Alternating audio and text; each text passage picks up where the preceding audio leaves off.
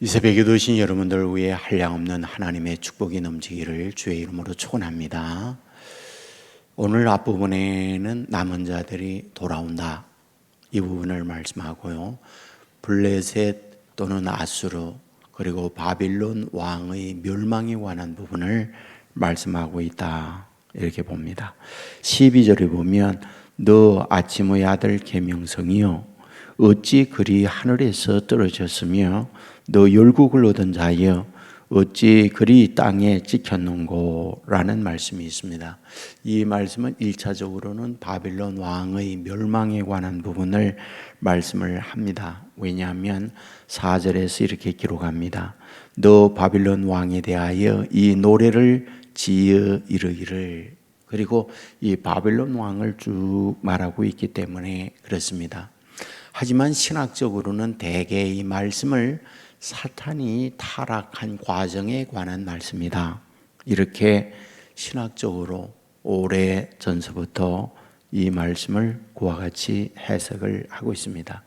이런 해석을 하게 된 결정적 이유가 있습니다. 그것은 이제 본래 구약은 히브리어로 기록되어 있습니다. 그리고 신약은 헬라어로 번역이 되어 있습니다. 그런데 이 성경을 지금은 한국어로도 번역되어 있고, 물론 영어나 독일어나 러시아어나 기타 등등 다른 나라 말로 번역이 되어 있습니다. 그런데 최초로, 그러니까 구약 이 히브리어를 최초로 그리스 말로 번역을 한 것이 있어요. 그것을 70인경이라고 말을 합니다. 그러니까 처음 그 성경을 번역할 때에 여기에 나와 있는 너 아침의 아들 계명성이여 라고 하는 요 단어를 루시퍼라고 하는 단어로 번역을 했습니다. 그러면 이 루시퍼라고 하는 것이 무엇인가? 바로 사탄을 상징하는 단어입니다.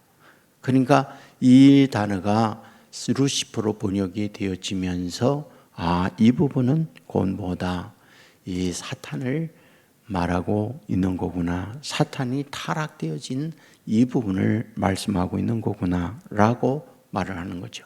근데 이 말씀과 거의 맥을 같이 하는 것이 유다서 1장 6절에 나와요. 그곳에 이렇게 기록합니다. 또 자기 지위를 지키지 아니하고 자기 처소를 떠난 천사들을 큰 날의 심판까지 영원한 결박으로 흑암에 가두셨으며 라고 되어 있습니다. 그러니까 자기 지위를 떠난 천사가 있다. 근데 그 천사를 심판 때까지 결박하여 흑암에 가둔다. 바로 이것은 루시퍼를 말하고 있는 것이다 라고 말을 하는 거죠.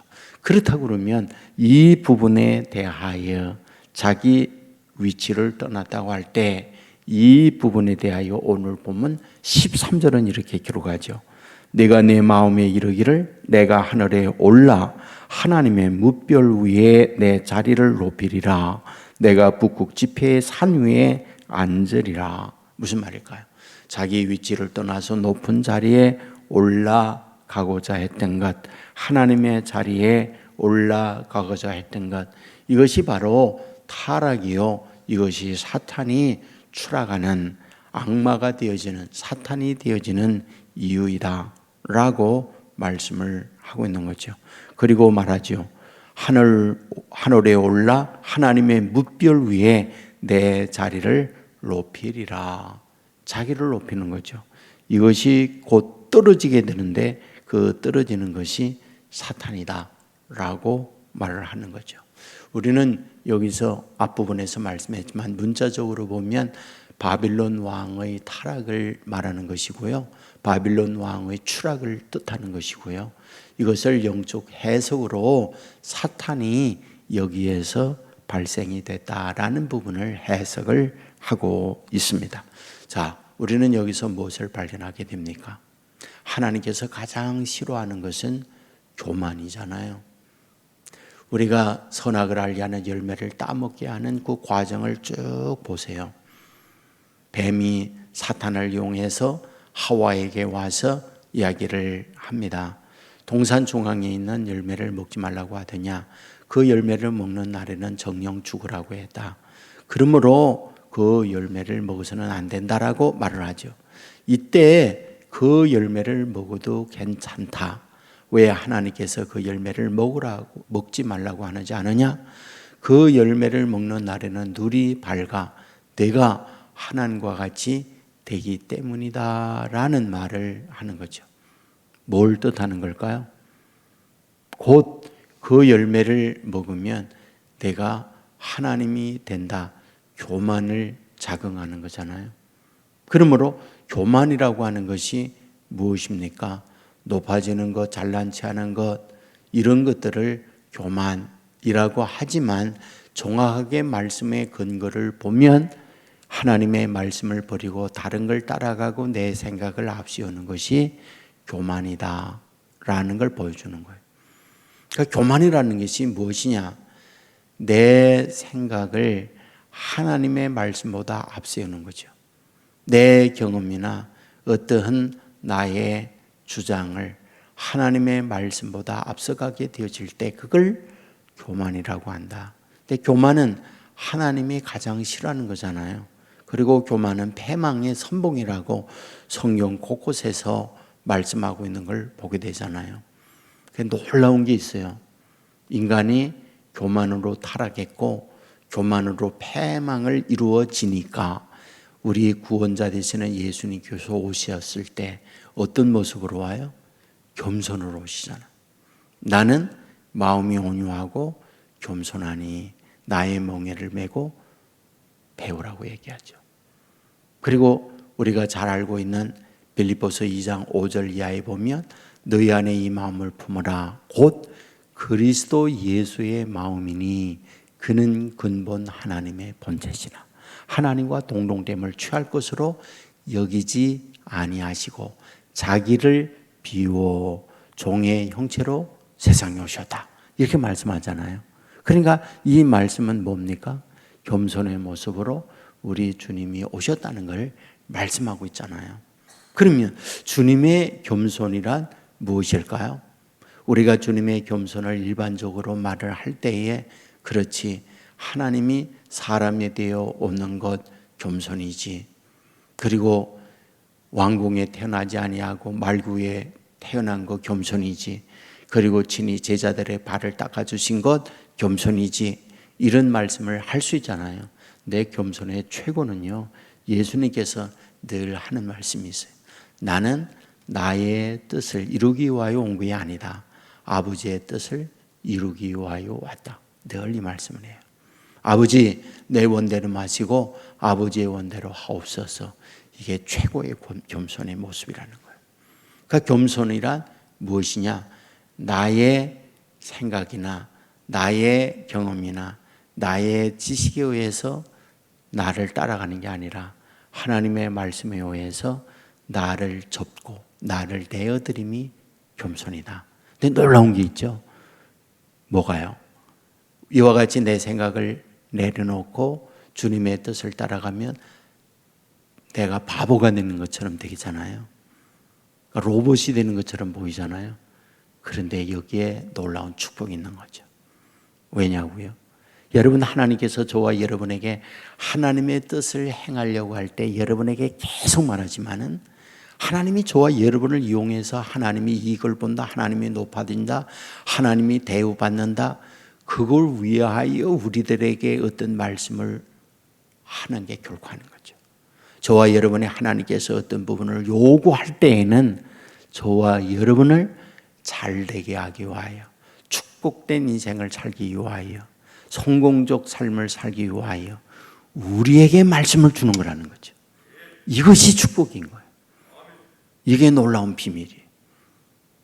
여러분, 말씀이 저와 여러분을 다스려가게 하면 그 말씀이 저와 여러분을 고달프게 하고 안 되게 하고 망하는 길로 끌어가는 게 아니에요. 하나님께서 하나님의 주시는 말씀을 통하여 우리를 이용해 먹는, 종으로 사용하려고 하는 그런 게 아니라는 거예요. 오히려 우리에게 말씀을 주므로 우리로 하여금 잘 되는 길이 이거다. 그걸 따라가면 축복의 길이 열린다. 이거를 우리에게 말씀하기 위하여 우리에게 말씀을 주고 있다. 그런데 놀라운 것은 그 말씀을 따르는 것이 겸손이고 겸손한 자에게 하늘의 은혜가 임한다. 이게 놀라운 성경의 비밀인 거죠. 오늘 이 아침에도 이런 심정으로 주님 앞에 엎드리고 주의 인도받는, 그리하여 하나님의 은혜가 우리 가운데에 넘쳐 흐르는 복된 새벽 되기를 주의 이름으로 축원합니다. 기도하겠습니다. 은혜로우신 아버지 하나님, 오늘도 잠든 우리를 깨워주시고 주의 전으로 인도해 주시니 감사합니다. 아버지, 땅 위에 사는 날 동안 믿음으로 살게 해주시니 감사합니다. 세상에 살아가는 방법들이 너무 많이 있습니다. 아버지 하나님께서 우리를 향하여 잘되게 하고자, 복된 길로 인도하고자, 구원의 길로 인도하고자 우리를 불러주셨고 말씀으로 이끌어가는 줄 믿습니다. 오늘도 이사야 14장의 말씀을 보면서 아침에 아들 계명성이 어찌 하늘에서 떨어졌는가 하는 말씀을 보았습니다. 사탄이 높은 자리에 결국 떨어짐으로 천사장이 이와 같이 사탄이 되어진 것을 보게 됩니다. 주여, 원하옵는 것은 나의 생각이나 경험을 내려놓고 아버지의 말씀이 내 인생을 걸어가게 하여 주옵소서.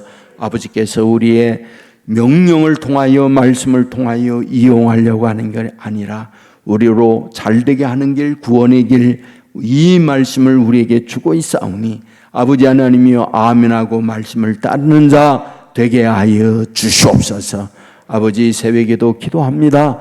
아버지, 믿음의 기도가 되게 하옵소서. 아버지 하나님과 연결된 기도가 되게 하여 주옵소서. 내 욕심으로 구하는 기도가 아니라 아버지의 뜻을 구하는 기도가 되게 하여 주옵소서.